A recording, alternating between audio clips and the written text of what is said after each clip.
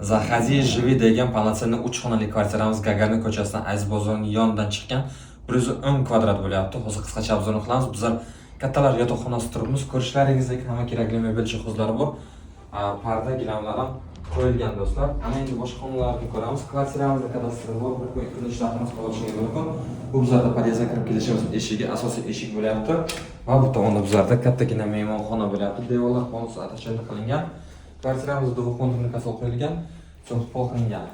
Ana endi bolalar yotoqxonasiga boramiz. Mana bu yerda bizlarda bolalar yotoqxonasi bo'lyapti. Juda ham chiroyli remont qilingan, ikkita kravatcha qo'yilgan, parda gilamlar qilingan do'stlar.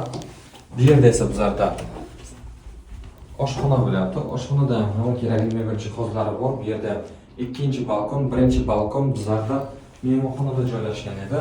Kvartiramizga qaytarib o'taman, so'ng pol ham qilingan. Bundan tashqari radiator joylari o'tkazilgan.